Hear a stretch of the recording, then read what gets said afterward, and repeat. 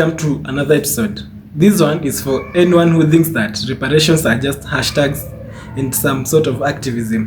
What if I told you that while black Americans are busy trending, cut the check, and the African Union is quietly crafting a continent-wide takeover plan, complete with summits, policy blueprints and real demands. Stick around because today we are going to peel back the curtain on who is playing victim and who is playing the chess. Now, again, I'm not saying that money isn't owed to us. I'm not saying it wasn't stolen from us. All I'm saying is if you're going to demand respect, you're going to have to take that money.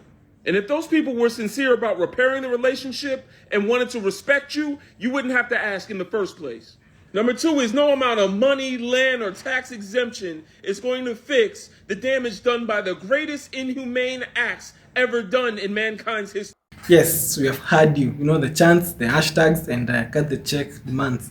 But it's been black folks in America who are actually leading these charges of reparations. They are often louder on tweets than in Congress, and while the West are busy scrolling the past threads, Africa's got up and they are saying it's our turn, but we'll do it differently. Now, don't get it twisted. Some of loudest voices in the room have mastered the art of blame. The system has failed us. The school is underfunded. We are also set up for fail. We are having all valid points. Well, I get all those points, but until you remember how many of you have skipped classes, you've ignored all the opportunities and turned lectures into nap time. Okay, at some point, it's not just the system, it's the mindset. If you're still blaming your high school for your 30s, maybe it's time you log off and level up. Okay, see, while diaspora are busy debating whether they deserve to be paid, African Union is actually building actual reparation strategy. They are holding summits from where they are forming alliances and drafting demands, like one which was hosted in Ghana, where there was a full-blown international representation in the summit. So they were having real presidents who are making real policies and real purpose. Can you imagine that? Now, let's be clear. Let's give credit where it's due.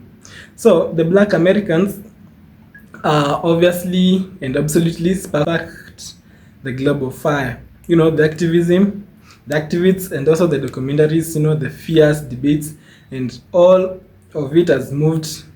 In Africa, Africans are moving it from, the protests to policies. But they're not doing it for the clout, they're doing it for change. Because this conversation is no longer about, the check. It's about return of some stolen artifacts. And it's about even cancelling some illegitimate debts. And also dismantling some global and financial structures that have been built on centuries of black exploitation. And yes, it's not about the paycheck. It's not in the tweets and in the treaties. So while some folks are still arguing over who deserves the reparations first, Africa just pulled up with a continent-wide blueprint. It's like, let's be honest. They are not asking politely, but they are demanding. Maybe it's time the loudest voices take the cue and form some quiet plans, because shouting on social media is cute, but shifting the global power is now the visionary. So drop your comments and tell me how mad you are or how proud you are